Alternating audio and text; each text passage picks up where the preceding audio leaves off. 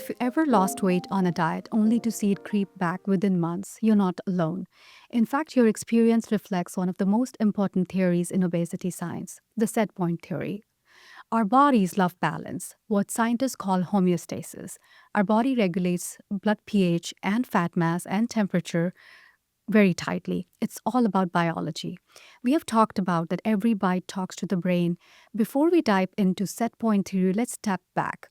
Every nutrient you eat, whether it's sugars, proteins, or fats, communicates directly with your brain. Receptors in the gut signal about the type of food consumed, not just the calories. Different sugars send different signals. Amino acids from proteins signal differently than the fats. Even the type of fat, saturated, unsaturated, communicates very distinct messages. The brain listens to all of this and decides how much energy to produce, how much to store, and how much to burn. Why so much regulation? Because growth and reproduction, the most fundamental aspects of survival, depend on reliable energy balance. Let's talk about the set point theory in detail. The theory suggests that each of us has a biologically determined range of fat mass, a set point that the body naturally tries to maintain. When you lose weight below that range, your body fights back. The hunger rises, the metabolism slows, the cravings increase. When you gain weight above it, ideally your body should burn more energy and suppress the hunger. But here's the problem. In obesity, this regulation becomes dysregulated. The set point shifts upwards. Instead of defending a leaner fat mass, the body defends a higher one. Think of it like a thermostat stuck on the wrong setting. If your thermostat is set at 78 degrees, the system will fight to keep the room there, whether you like it or not. Similarly, in obesity, the brain fights to keep the body at an elevated fat mass. What is the evidence for this theory?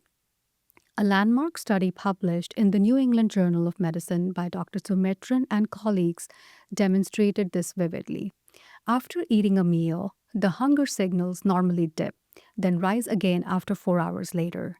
But in people on low-calorie diets, hunger signals stayed elevated well beyond the meal, even weeks after weight was regained. In other words, the body will fight to restore the fat mass long after the diet plan has ended. This is why yo-yo dieting is so common. Strict calorie restriction triggers biology to push back, and most people regain weight, often ending up heavier than before. How do we break this cycle? And this is also why we keep emphasizing that obesity is a disease. Now, this fat mass being a regulated phenotype, just like body temperature or blood pressure, it occurs when the regulation system is disrupted and the set point has shifted upwards. Now, what makes this set point shift upwards or become deranged?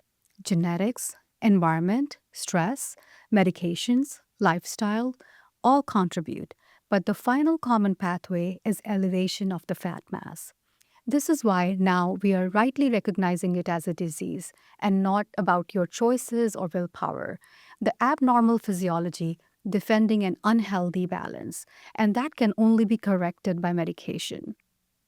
That is why we have defied the theory of why you can't just eat less and move more.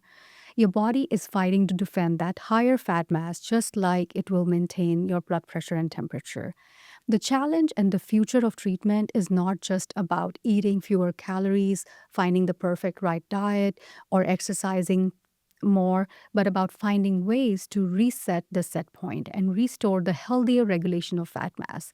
In the next episode, we'll build onto this discussion and the weight cycling, that how repeated loss and regain can further disrupt our system, and why the newer treatments are helping to break the cycle. Thank you.